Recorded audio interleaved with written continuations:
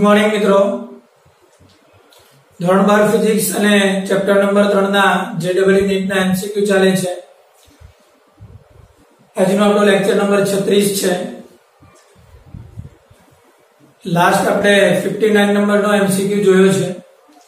Okay, 60 અને 61 મિત્રો બંને એક જ આકૃતિના એમસીક્યુ છે, પણ અહીંયા કેપેસિટરના કેપેસિટન્સનો ઉપયોગ છે, એટલે બીજું ચેપ્ટર પૂરું થાય ત્યાર પછી આ એમસીક્યુ કરવા। અત્યારે એકદમ ઈઝી છે, પણ બીજા ચેપ્ટરની આપણે એક રાહ જોવી પડશે। ઓકે, એટલે આ તમારે અત્યારે કરવાના નથી। ચાલો, એમસીક્યુ નંબર 62। આ એક તમને આકૃતિ આપેલી છે।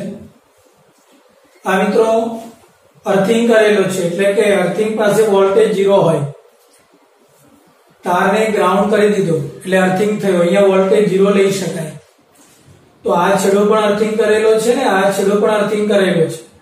ઓકે, અચ્છા, અહીંયા બેટરી છે, બેટરીનો વોલ્ટેજ 15 છે, અવરોધ R છે, R માંથી પસાર થતો વિદ્યુત પ્રવાહ 2 એમ્પિયર છે।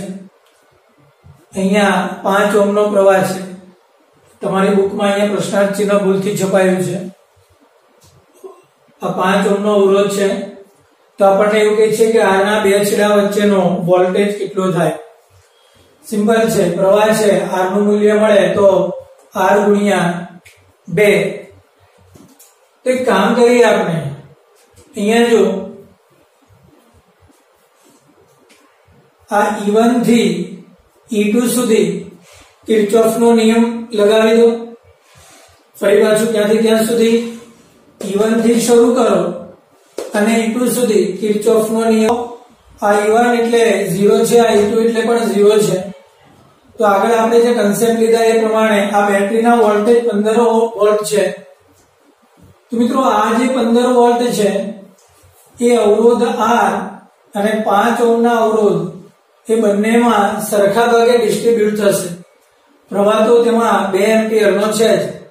તો આના પરથી એક વાત ક્લિયર થાય મિત્રો કે 15 વોલ્ટ એકવાર અહીંયા જશે એક ભાગ, એટલે 2 into R, અને બીજો ભાગ અહીંયા જશે એટલે 2 into 5, મતલબ કે 15 બરાબર 2R પ્લસ 10 માટે 2R બરાબર 5, એટલે મિત્રો R બરાબર 2.5 ઓહ્મ થાય। ઓકે, એટલે R નું મૂલ્ય આપણને કેટલું મળશે? 2.5 ઓહ્મ। ઓકે, તો આ જોયું આપણો એમસીક્યુ નંબર 63। ચાલો આગળ વધીએ।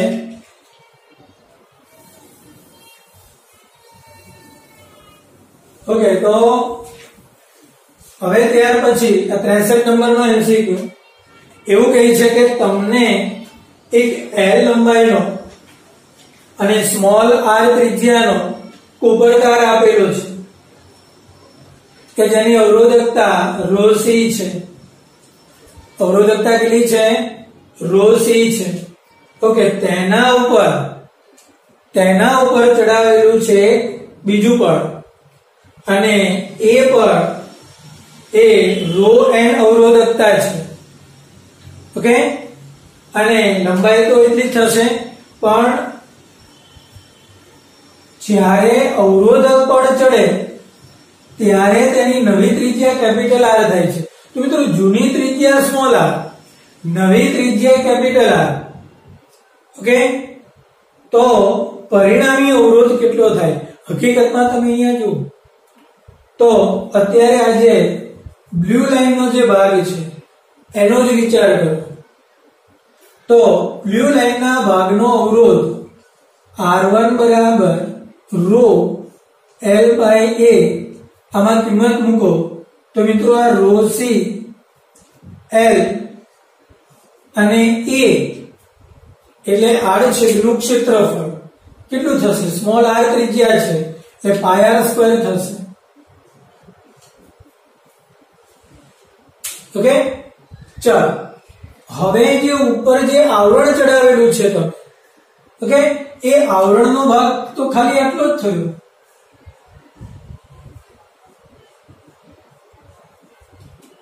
હવે જો સમજમાં તો મિત્રો એ ભાગની લંબાઈ તો અલગ થવાની, તો એ ભાગનો જે અવરોધ છે તે રો n ઇન્ટુ l, પણ મિત્રો એનું જે આડછેદ તમે વિચારો, જો આ પ્રમાણે થશે, એ આડછેદનો ભાગ તો આટલો જ થશે, મતલબ કે મોટા ક્ષેત્રફળમાંથી નાનું ક્ષેત્રફળ બાદ થશે, મતલબ કેટલું થશે, pi capital R square minus pi small r square. અને આ જે બે જુદા જુદા અવરોધો મળ્યા એ બંને અવરોધો સમાંતર જોડાણમાં કહેવાય. મતલબ કે તમારું સૂત્ર શું બનશે, 1/r બરાબર 1/r1 પ્લસ 1/r2. આ બંને અવરોધો તમારા સમાંતર જોડાણમાં આવી ગયા મિત્રો. હવે જો વાત સમજમાં, ઉપરનો અવરોધ કયો હતો, આ વચ્ચેનો ભાગ એ R1 અને તેની સાથે આ સાઈડનો અવરોધ R2, એ બંને સમાંતરમાં જોડાણમાં આવી ગયા. ઓકે, ચાલો તો અહીંયા આ રો c l ના છેદમાં પાઈ r સ્ક્વેર અને રો n c પાઈ r square minus pi small r square. ચલો આને તમે આવી રીતે લખી શકો, પાઈ કોમન કાઢી શકો. ઓકે, તો આ 1/r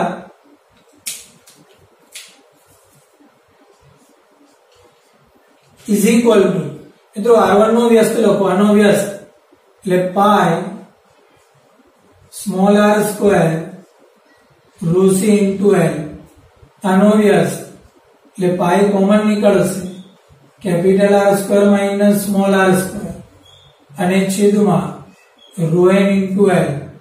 મિત્રો આમાંથી કોમન નીકળશે પાઈ ના છેદમાં l. તો અહીંયા શું વધશે, r square upon rho c plus r square minus small r square upon rho n. આ 1/r થશે મિત્રો. ઓકે, હવે આપણને એવું કહે છે કે આની સંયુક્ત વાહકતા, તો મિત્રો r બરાબર તમે શું લખી શકો, પાછું આ સૂત્ર રો l અપોન a, તો લંબાઈ તો એ જ રહેવાની. અને આ જે તેનું ક્ષેત્રફળ છે એ ટોટલ પાઈ કેપિટલ R સ્ક્વેર થશે. તો તમે આની જગ્યા પર શું લખી શકો, તો કે r બરાબર રો l પાઈ કેપિટલ R સ્ક્વેર. તો 1/r ની જગ્યા પર તમે આનું ઉલટું લખો એટલે કેટલા થશે મિત્રો, pi capital R square upon rho into l. તો જો આ પાઈ પાઈ ઉડી જશે, આ l l ઉડી જશે. ઓકે, અને આ 1/રો એટલે તેની વાહકતા થઈ જશે, અને આ r સ્ક્વેર આના છેદમાં આવી જશે મિત્રો. તો તમારો ફાઇનલી આન્સર શું થશે, small r square capital R square rho c plus capital R square minus small r square row n અને કેપિટલ R સ્ક્વેર તો ખરો છે. બોલો હવે છે વાત સમજમાં. હવે જો તમારો જવાબ આ ફોર્મેટમાં ન હોય તો જવાબ લાવવા માટે ક્રોસ ગુણાકાર કરો, આની સાથે અહીંયા ગુણાકાર કરો, આની સાથે અહીંયા ગુણાકાર કરો, અને પછી એ પ્રમાણે તમે આગળ વધી શકો છો. હવે છે વાત સમજમાં. ફરી પાછું જણાવું, તમારો જવાબ જે ફોર્મેટમાં આપેલો છે એ ફોર્મેટમાં બની શકે કે આ જવાબ ન હોય, તો તમને જણાવું છું સાદુરૂપ આપવા માટે ક્રોસ ગુણાકાર કરો અને છેદમાં ગુણાકાર આવશે, અને પછી એ પ્રમાણે આગળ સાદુરૂપ આપો. ફરી પાછું શું કર્યું મેં, આ અંદરના ભાગનો અવરોધ આ રીતે, બહારનો જે કવચનો ભાગ છે એ અવરોધ બંને સમાંતર જોડાણમાં થયા. તો આ પરિણામી અવરોધની જગ્યા પર લંબાઈ તો એ જ થશે, આડછેદ એટલે પાઈ કેપિટલ R સ્ક્વેર થશે. ઓકે, પરિણામી તમારી પાસે અવરોધકતાની વાહકતા માંગી છે, એટલે 1/રો નો વ્યસ્ત કરો એટલે સિગ્મા થાય, બાકીનો ભાગ જે પાઈ અપોન l ઉડે છે, R સ્ક્વેર આ બાજુ છેદમાં લાવી દો. હવે છે વાત સમજમાં. ओके, जवाब कया फॉर्मेटમાં છે એ પ્રમાણે તમારે અહીંથી સાદુરૂપ આપવાનું થશે. ઓકે, ચાલો તો આ થયો આપણો એમસીક્યુ નંબર 63. ઓકે, ત્યાર પછી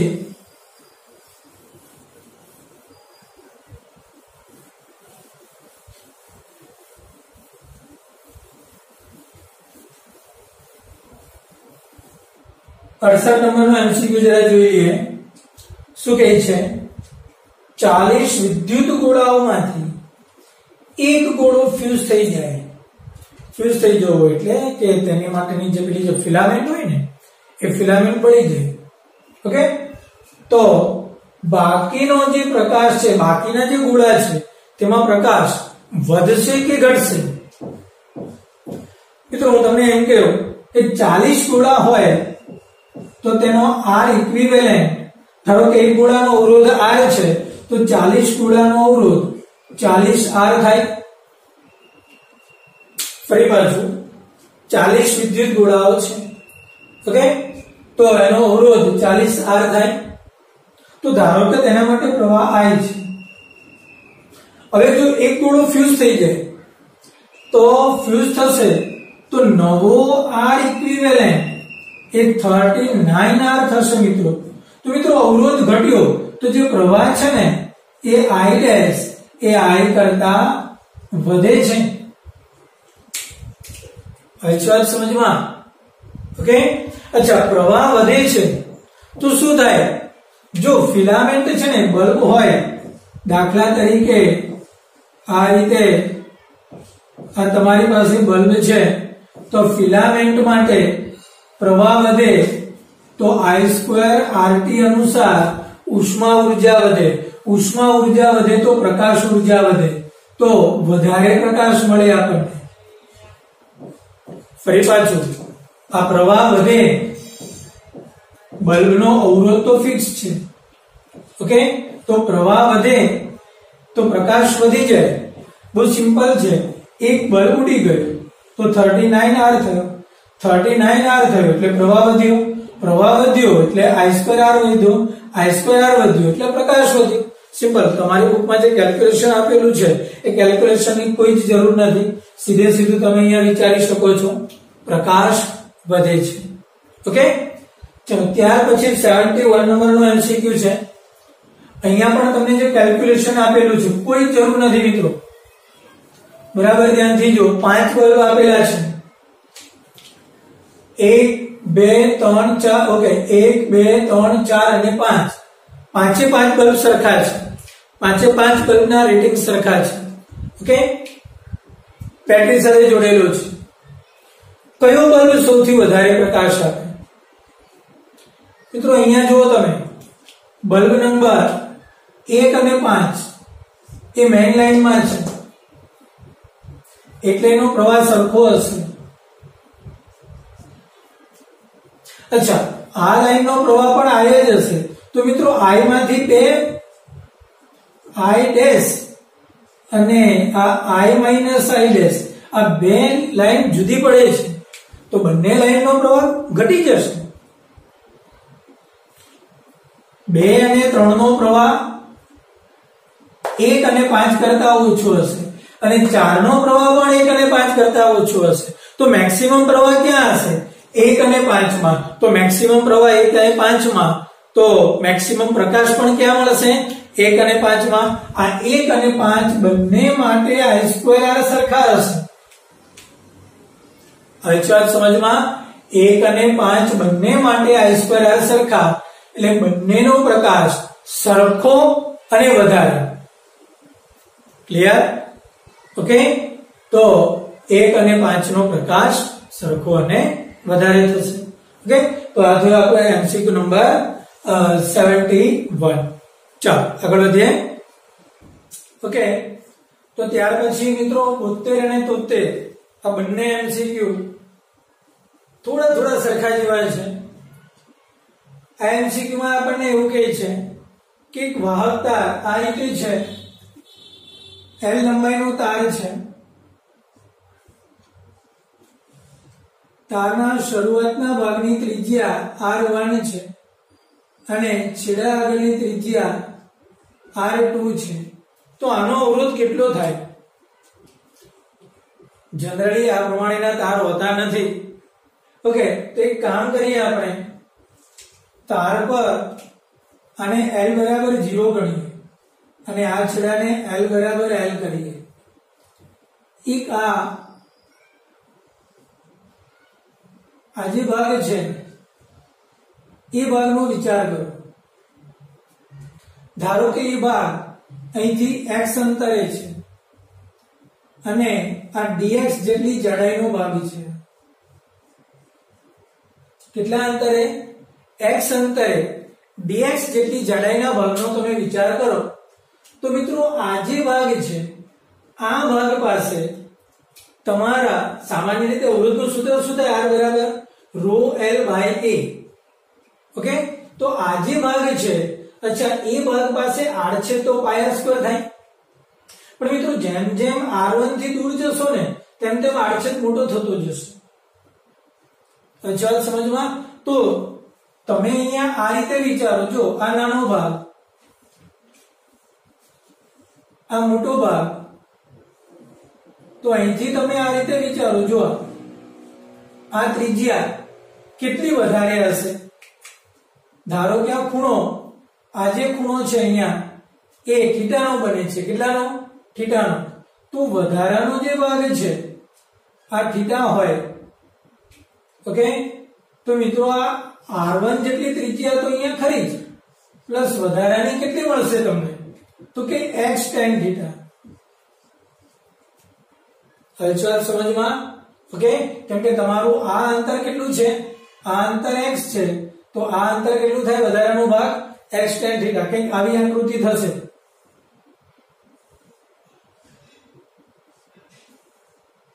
જો r1 આ થીટા, તો આ પણ r1 થયો અને આ વધારાનો ભાગ કેટલો થયો?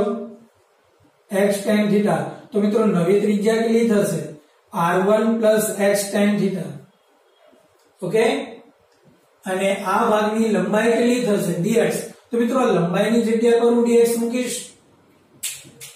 ઓકે, આ તારની લંબાઈ કેટલી? અવરોધનું સૂત્ર rho L by A, તો L ની જગ્યા પર આ dx લાગી ગયો અને r છેદ કેટલો થયો? તો કે પાય. આ પાય અને r સ્ક્વેર ની જગ્યા પર r1 plus x tan theta whole square, એટલે આ પાય r સ્ક્વેર, એટલે r છેદ થઈ ગયો. પણ હવે સમગ્ર તાર પર આપણે સંકલન કરવું પડે, એટલે L બરાબર 0 થી L બરાબર L સુધીનું સંકલન થશે. તો મિત્રો આ થયું તમારા અવરોધનું સૂત્ર.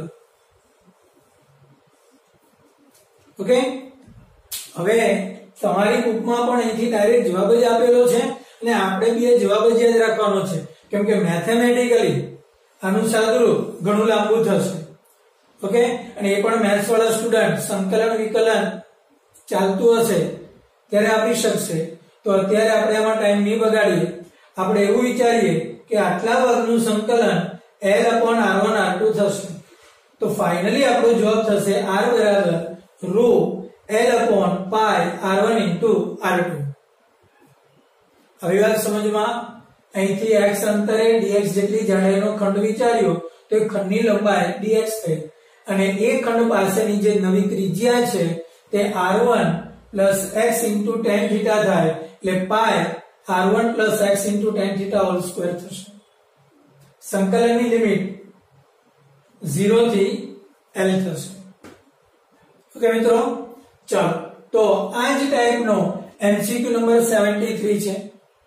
અહીંયા શું કહે છે આપણને કે એક r1 ત્રિજ્યાનું કવચ છે, એના ઉપર r2 ત્રિજ્યાનું કવચ અને બંનેની વચ્ચેનો ભાગ, આ જે વચ્ચેનો ભાગ છે એમાં દ્રવ્ય રહેલું છે. આ વચ્ચેના ભાગમાં દ્રવ્ય છે જેની અવરોધકતા ρ છે. ઓકે, તો એ અવરોધ કેટલો થશે? તો મિત્રો હું એક કામ કરું કે અહીંથી એક સૂક્ષ્મ ખંડનો વિચાર કરો, એક નાનકડો ખંડ,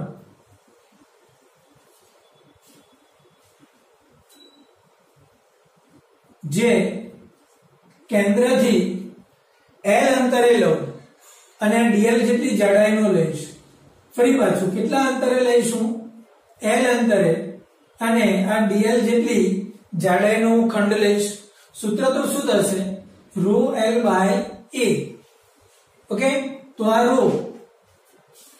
અચ્છા, લંબાઈ કેટલી થઈ? આટલા ભાગની જે ખંડ છે એ લંબાઈ dl થશે અને છેદમાં A. A એટલે આડછેદ. આડછેદ એટલે આખો ગોળો થઈ ગયો, તો ગોળાનું ક્ષેત્રફળ થશે.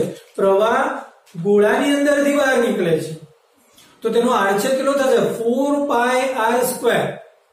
પણ r² ની જગ્યા પર 4π અને આ l લંબાઈ છે તો એ આપણે l² કરીશું.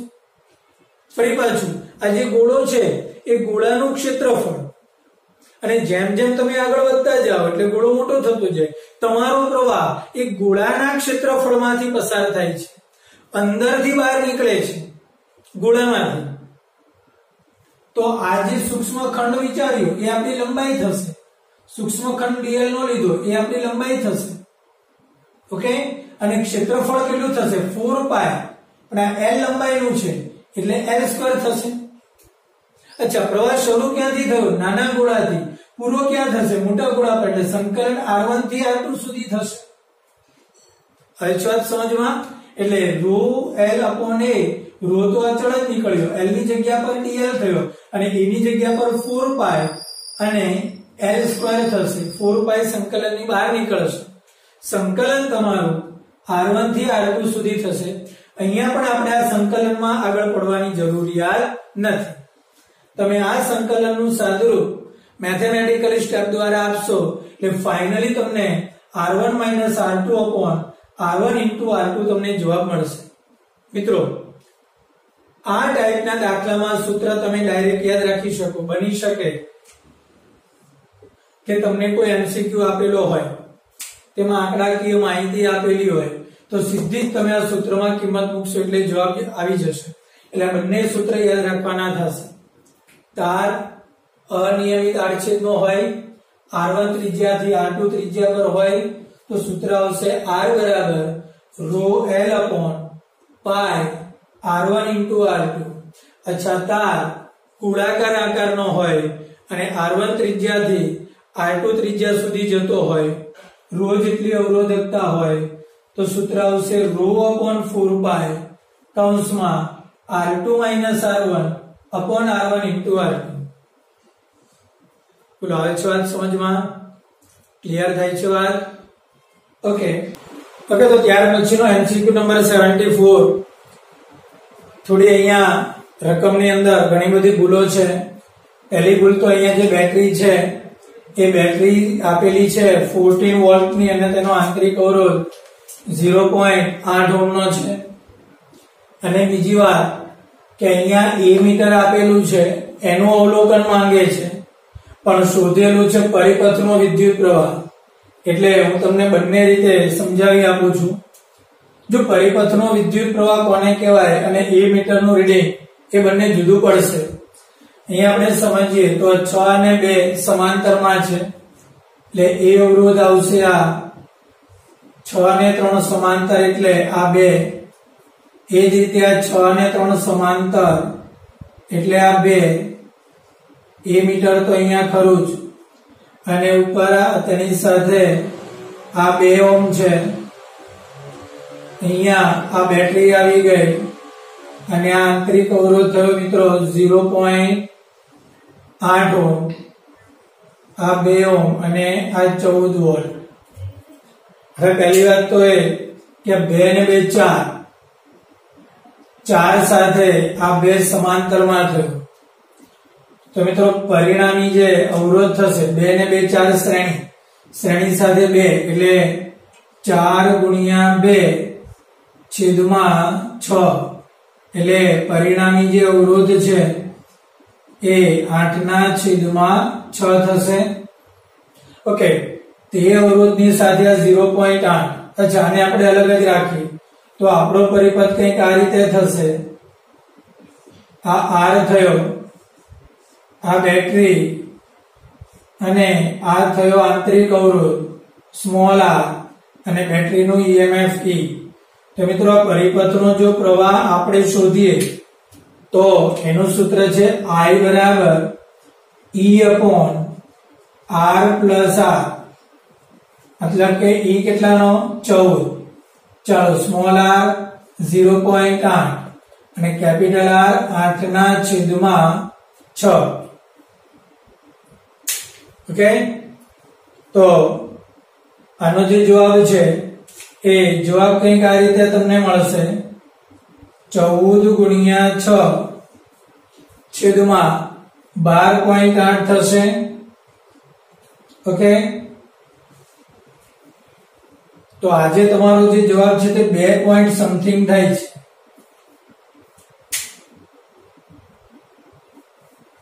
ओके, 2 પોઈન્ટ તો નહીં થાય પણ આ 6 ઉપર જશે એટલે 14/6/12.8। ओके, જે આવે તે અત્યારે તેમાં આપણે નથી પડવું। તો મિત્રો આ જે પ્રવાહ છે એ પ્રવાહ એ મેઇન લાઈન નો થયો। હવે આમાંથી તમારે જો આ જ લાઈન નો પ્રવાહ જોઈતો હોય તો અહીંયા અવરોધ 4 છે ને અહીંયા અવરોધ 2 છે, તો આને R1 કહેવાય, આને R2 કહેવાય, અથવા તો આને R1 કહો, આને R2 કહેજો। તો શું થશે? આ R1 કહી દો, આ R2 કહી દો। યાદ કરો આપણી નોંધ, આ પ્રવાહ I, તો આ પ્રવાહ I1 અને આ પ્રવાહ I2। तो जो तुम्हारे आ लाइन नो प्रवाह जोईतो होय तो आपणी पासे सूत्र हतुं, याद करो I2 बराबर IR1 upon R1 plus R2। तो I तमारो आ लई लो तमे तो के 14/6/12.8 અને R1 એટલે આ ઉપરનો અવરોધ એટલે કે 2 અને છેદમાં R1 પ્લસ R2 એટલે 2 વત્તા 4, આ 4 છે એટલે 6 થઈ જશે। તો મિત્રો અહીંયા આ 6 ઉડી જશે, કેન્સલ। તો આ 14/2 છેદમાં આ 12.8 એટલે આ I2 થયો। ઓકે, આઈ થિંક આનું સાદું રૂપે તમને કંઈક 2 પોઈન્ટ સમથિંગ મળવું જોઈએ। બોલો હવે છે સમજમાં? હવે જો તમારી બુકમાં ઘણી બધી ભૂલો છે, સોલ્યુશનમાં અને રકમમાં બધામાં જ। ઓકે, ફરી પાછું જો મેઇન પ્રવાહ જોઈતો હોય તો આ મેઇન પ્રવાહ થશે, આ મેઇન લાઈનનો, પણ આપણી પાસે તો એ મીટરનું રીડિંગ માંગેલું છે એટલે પહેલા તો મેઇન લાઈનનો પ્રવાહ શોધીશું અને ત્યાર પછી R1 R2 ના આ સૂત્રનો ઉપયોગ કરીને આ બીજી લાઈનનો પ્રવાહ શોધીશું। ઓકે, સોલ્યુશનમાં ભૂલ છે, રકમમાં પણ ભૂલ છે, જ્યાં જ્યાં સુધારો જણાય ત્યાં સુધારો કરી લેવો। ઠીક છે, વધી આગળ ચાલો। चलो त्यार पछी एमसीक्यू नंबर 78 पर जईए। अहींया तमने एक भुजानो अवरोध 8 आपेलो, सॉरी R आपेलो छे। आ बधा आ दरेक भुजानो अवरोध R छे मित्रों।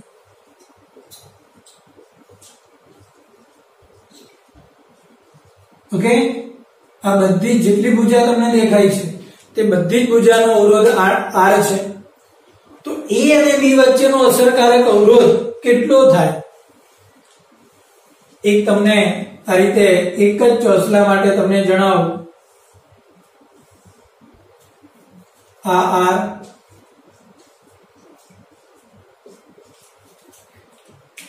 એક નિયમ છે મિત્રો, આ આકૃતિ સિમેટ્રિકલી બનશે અને સિમેટ્રિકલી આકૃતિની અંદર તમે અહીંથી જુઓ તો આખો જ ભાગ અહીંયા આવી જાય તો આ બિંદુને B બોલો અને આ બિંદુને D બોલો તો B અને D સરખા સ્થિતિમાને થાય એટલે V of P બરાબર V of D થાય। આખી જ આકૃતિ અહીંયા બેસી જાય તો આ બંને સમાંતરમાં, જો આ બંને સ્થિતિમાન સરખા હોય तो आ R અને आ R એ સમાંતરમાં છે તેવું કહેવાય। એ કાલ્પનિક રીતે જોડાણ છે તેવું કહી શકાય। એટલે આ બે સમાંતરમાં છે, આ બે સમાંતરમાં, તો આ બંને R/2 થાય, આ બંનેનો સમાંતર પણ કેવો થાય? R/2 થાય। તો આ જ રીતે તમે જુઓ, બરાબર રીતે ધ્યાનથી જુઓ।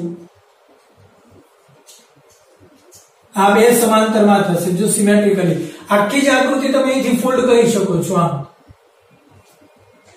ઓકે આખી આકૃતિ અહીંથી તમે ફોલ્ડ કરી દો તો ઉપરનો ભાગ આખો નીચે બેસી જાય તો એ સિમેટ્રિકલી આકૃતિમાં જેવી રીતે આ બે સમાંતર થયા તો આખો ભાગ જ્યારે નીચે બેસે તો આ બે સમાંતરમાં થશે અહીંથી જુઓ એ જ રીતે અહીંયા જુઓ તમે એ જ રીતે અહીંયા આ બી તમે જોઈ શકો છો આ બિંદુ અહીંયા આવશે ઓકે અહીંયા બી તમે જુઓ તો જો આ બે આર સમાંતરમાં છે તો કેટલો થશે r r એટલે r/2 પછી જો આ 1 આ 2 આ 3 અને આ 4 આ ચારે ચાર r સમાંતરમાં એટલે મિત્રો r/4 થશે પછી જો આ 1 2 3 અને 4 એ પણ સમાંતરમાં એટલે પાછું r/4 થશે ત્યાર પછી આ 1 2 3 4 એટલે ફરી પાછું r/4 પાછું આગળ વધો આ 1 2 3 અને 4 આ બિંદુ અહીંયા છે એટલે પાછું r/4 થશે હવે આ 1 અને આ 2 એટલે r/2 થશે બધાનો સરવાળો કરી દઈએ એટલે પરિણામી r ઇક્વિવેલેન્ટ આપણને શ્રેણીમાં મળશે આવી વાત સમજમાં ચાલો હવે ફાઇનલી આ 1 2 3 4 એટલે 4r/4 પ્લસ આ 2 એટલે 2r/2 કેટલા થશે મિત્રો r પ્લસ r તમારો ઇક્વિવેલેન્ટ થશે 2r હવે વાત સમજમાં ચિત્ર થાય છે ક્લિયર ઓકે તો આવી સિમેટ્રિકલી આકૃતિઓની અંદર ફરી પાછું તમને જણાવું કે આખી આકૃતિ તમે આ રીતે આમ ફોલ્ડ કરી શકો બંને સ્થિતિમાન સરખા હોય તો આ બંને સમાંતરમાં છે તેમ કહી શકાય તો એ જ રીતે આ બિંદુ અહીંયા સેટ થાય એ જ રીતે આ બિંદુ અહીંયા સેટ થાય અને આ પણ અહીંયા સેટ થાય આ ત્રણે ત્રણ સમસ્થિતિમાને કહેવાય જો એટલે બધા જ સમાંતરમાં આ બે સમસ્થિતિમાને કહેવાય એ જ રીતે આ ત્રણ સમસ્થિતિમાને કહેવાય આ બે સમસ્થિતિમાને કહેવાય હવે વાત સમજમાં ઓકે તો આ થયો આપણો MCQ નંબર 78 આજના લેક્ચર પૂરતું આટલું રાખીએ નેક્સ્ટ લેક્ચર માટે ફરી પાછા મળીશું